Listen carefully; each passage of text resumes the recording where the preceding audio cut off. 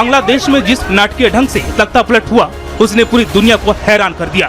सीधे तौर पर देखें तो इसके पीछे आरक्षण मुद्दा बताया गया, लेकिन महज 3 दिनों के अंदर बांग्लादेश में जो कुछ भी हुआ उसे देखते हुए ये सवाल उठ खड़े हुए कि क्या इसके पीछे कोई बड़ी साजिश है, क्योंकि रिपोर्ट्स की माने तो आरक्षण तो महज एक मुद्दा था।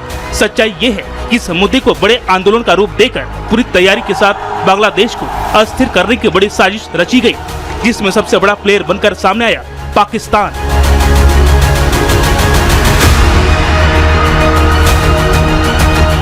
और इस दावे के सच होने की सबसे बड़ी वजह यह है कि बांग्लादेश में जैसे ही सत्ता की चूल्हे हिली, शेख हसीना देश छोड़कर गई, पाकिस्तान में खुशियां मनाई जाने लगी, जो कहीं न कहीं इस बात का संकेत है कि बांग्लादेश में अराजकता के पीछे पाकिस्तानी हाथ है।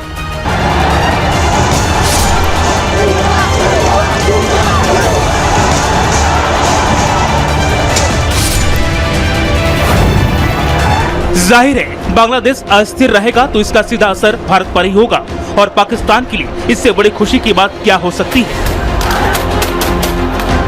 लेकिन बांग्लादेश में शेख हसीना का तख्ता पलट होने से अमेरिका भी खुश नजर आ रहा है। हसीना सरकार पहले ही आरोप लगा चुकी है कि अमेरिका देश में अपना एक मिलिट्री बेस चाहता है, जिस पर हसीना सरकार की तरफ से इनकार किए जाने के बाद अमेरिका ने नाखुशी जताई थी, और फिर बाद में अमेरिका ने इसी साल हुए बांग्लादेश चुनाव को लेकर कई सवाल भी खड़े किए थे। ऐसे में बांग्लादेश में हुए उस बड़े सियासी उलटफेर को लेकर अब अमेरिका को लेकर भी शक गहराता नजर आ रहा है।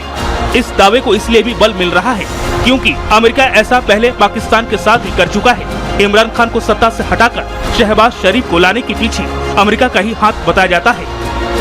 तो यूनाइटेड स्टेट्स का इंटरेस्ट सेंट मार्टिन आइलैंड में था, वो वहाँ पे मिलिट्री बेस अपना बनाना चाह रहे थे, और वहाँ पे अगर ये बेस बन जाएगा तो वो चाइना के ऊपर कंट्रोल कर सकेंगे, जिसको शेख हसीना ने मना कर दिया। कुल मिलाकर बांग्लादेश में हुए सियासी उलटफेर को लेकर पाकिस्तान और पश्चिमी देश दोनों ही टारगेट पर हैं। लेकिन सवाल है, अब जबकि ये साजिश परवान चढ़ चुकी है तो अब इससे होने वाले नुकसान की भरपाई कैसे होगी, ये बांग्लादेश के लोगों को खुद सोचना होगा। Bureau report, Republic Bharat.